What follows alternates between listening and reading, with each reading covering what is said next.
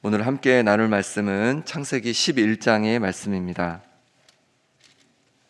11장에서는 바벨탑 사건에 대해서 말씀하고 있습니다. 오늘은 이 바벨탑 사건을 중심으로 함께 많은 말씀을 나누고자 합니다.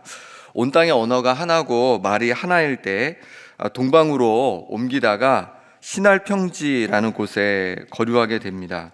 사람들이 신할평지에 거류하면서 그곳에서 한 가지를 이제 계획하게 되는데요.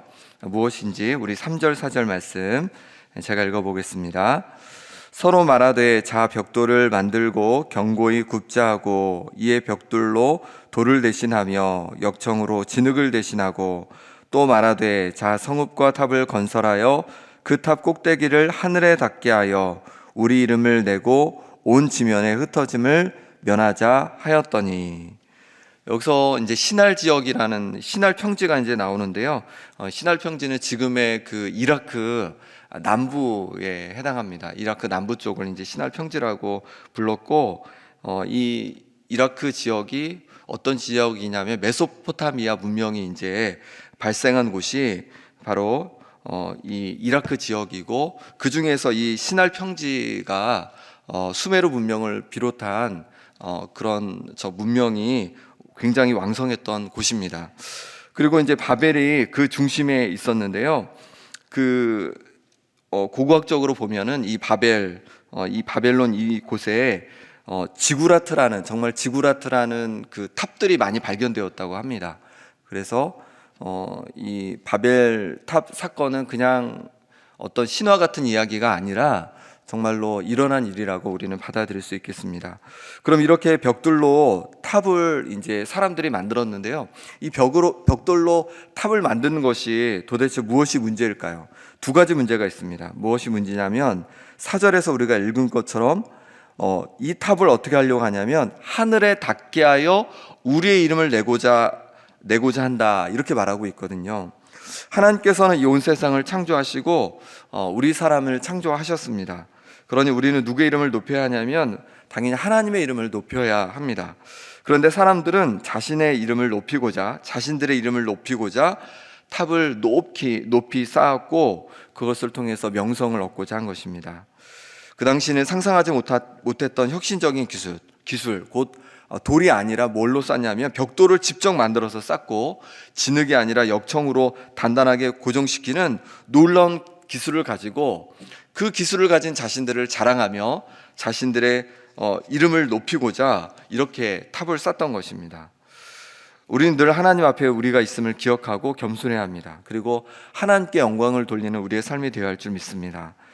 고린도전서 10장 31절에 그런즉 너희가 먹든지 마시든지 무엇을 하든지 다 하나님의 영광을 위하여 하라, 이렇게 말씀하십니다. 먹든지 마시든지 무엇을 하든지 하나님의 영광을 위해서 우리가 살아야 한다고 말씀하고 있는 거예요. 우리가 살아가면서 세상을 살다 보면 내 업적을 쌓으려고 애쓰며 노력하며 그렇게 살아가게 됩니다. 그런데 그것이 아니라 무엇을 하든지 하나님의 영광을 위하여 사는 사람이 바로 하나님의 사람이고 하나님의 자녀라고 말씀하고 있습니다. 그리고 그것이 그리스도인의 모습이라고 말씀하고 계신 거예요. 예수님께서 이 땅에서 자신의 영광을 위하여 사셨다면 말구유에 나시지 않으셨을 거예요. 어느 궁전에서 아마 이 땅에 태어나셨을 겁니다.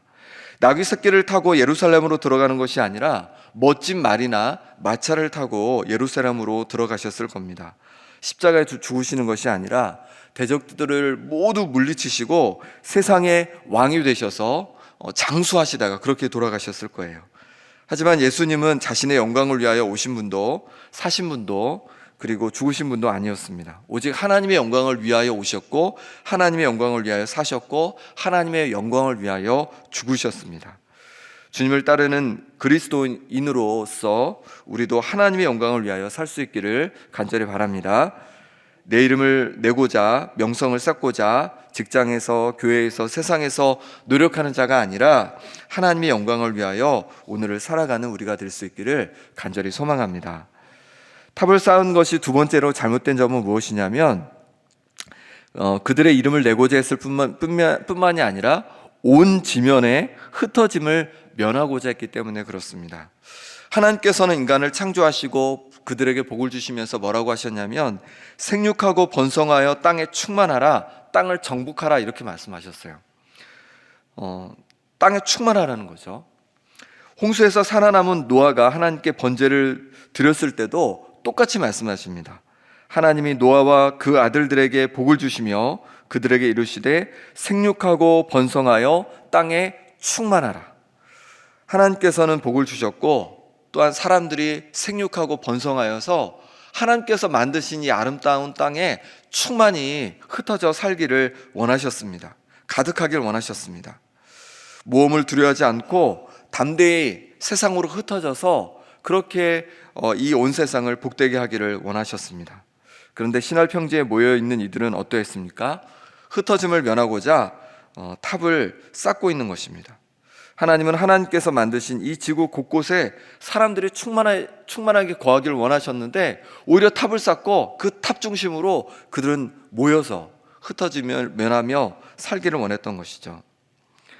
사람들이 많이 모인 곳을 좋아합니다. 그래서 사람들이 많이 모여 있는 도시로 자꾸만 향하는 것이죠. 사람들이 많이 모였으면 도대체 뭐가 좋을까요? 일자리도 더 많이 창출되는 것 같고 더 많은 사람들이 모여 있으면 더 안정감을 느끼기도 하고 또 뭐 좀 앞서가는 사람처럼 느껴지기도 하는 것 같습니다.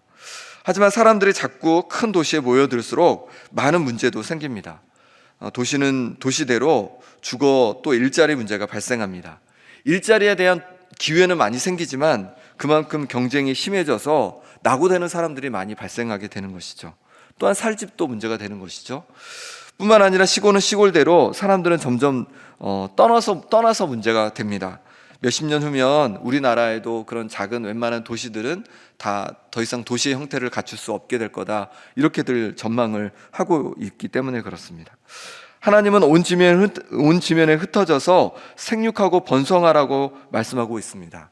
큰 도시로만 가는 것이 아니라 하나님께서 창조하신 이 아름다운 풍성한 땅에 흩어져서 정말로 이 온 땅을 복되게 하는 것이 하나님의 뜻이라고 말씀하시는 겁니다. 흩어져서 번성해야 하는 것은 영적 의미도 담고 있습니다. 우리가 이렇게 새벽에 와서 하나님 앞에 기도하지만 계속 교회에만 머물러 있는 것이 하나님의 뜻이 아닙니다. 이제 이렇게 하나님 앞에 예배하고 또 기도했으면 다시 세상으로 나가서 세상에서 빛을 비춰야 하는 것이죠. 주일에 우리가 온 성도들이 함께 모여서 예배를 드렸으면 계속 교회에서 봉사하고 섬기는 것도 중요하지만 주중에는 이제 세상 속에서 봉사하고 세상 속에서 하나님의 뜻을 이루며 하나님께 영광 돌리는 그런 삶을 살아야 하는 것입니다. 예수님은 제자 3명을 데리시고 높은 산에 올라가십니다. 그곳에서 예수님은 하늘의 그 영광스러운 모습으로 변화되시죠. 얼굴이 해같이 빛나셨고 옷이 빛과 같이 휘어졌습니다.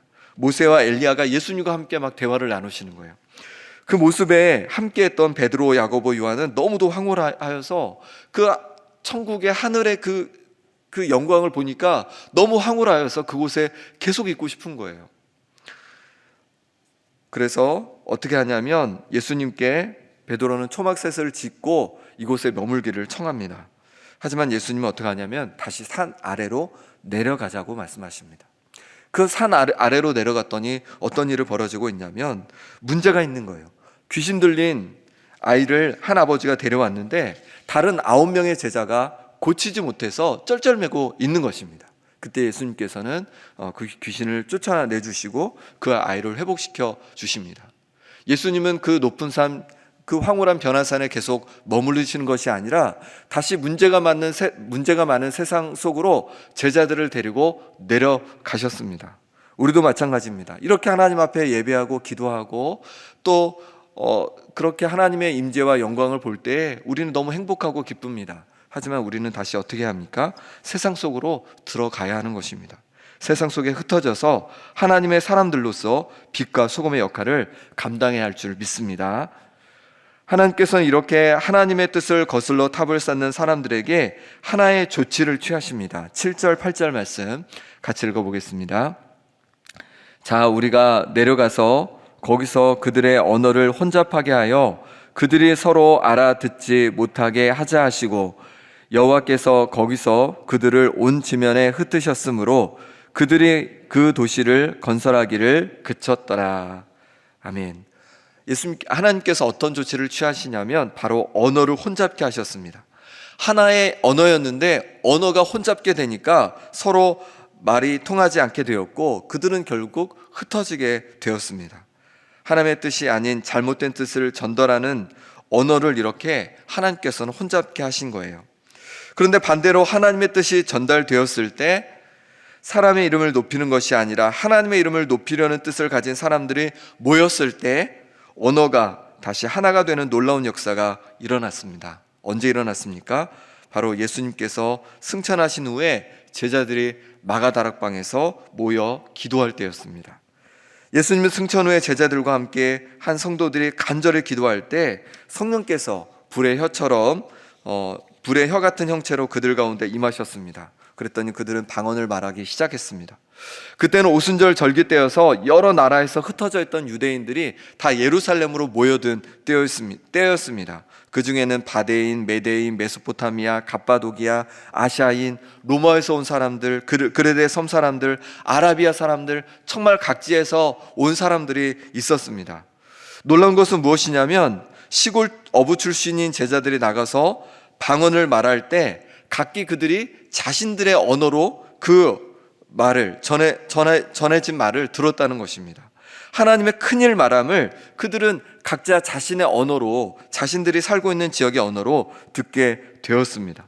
다시 언어가 하나가 된 것이죠. 그리고 그렇게 복음이 전해져서 이방 나라에도 복음이 전해지는 계기가 되었습니다.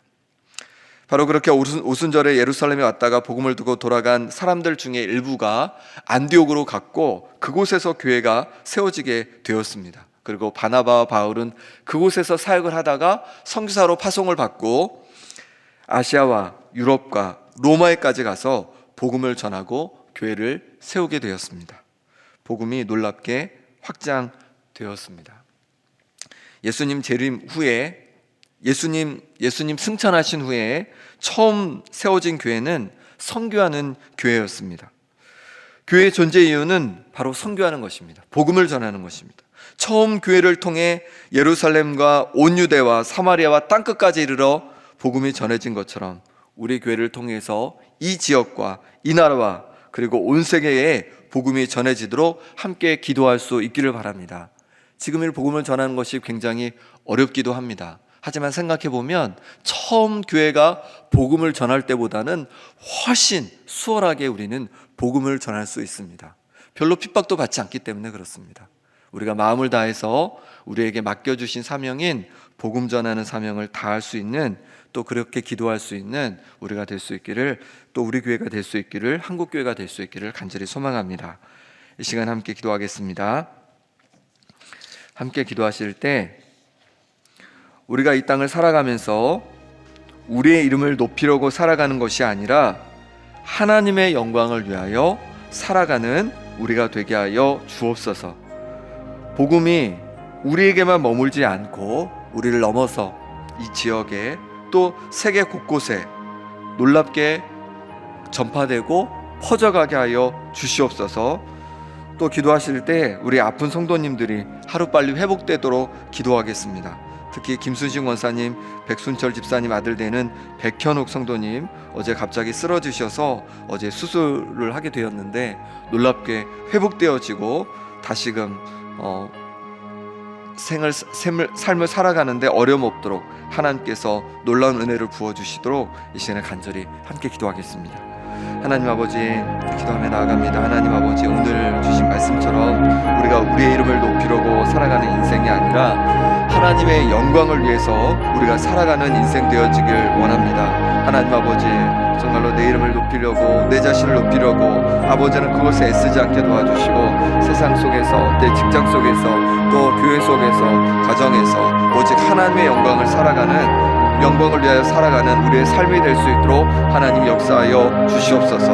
아버지 하나님 또한 구하며 나갑니다. 복음이 하나님 우리에게만 머물지 않기를 원합니다. 이 지역의 광야 땅의 복음이 놀랍게 아버지는 전해지게 도와주시고 이 나라 가운데 전해지게 도와주시고 세계 곳곳에 놀랍게 복음이 전해짐으로 말미암아서 아버지 하나님 죽은 영혼들이 회복되어지고 하나님께로 돌아오는 역사가 있게 도와주시고 온 세상이 하나님의 나라로 놀랍게 변화되어 갈 수 있도록 역사하여 주시옵소서. 하나님 아버지, 앞둔 성도님들을 위해 기도합니다.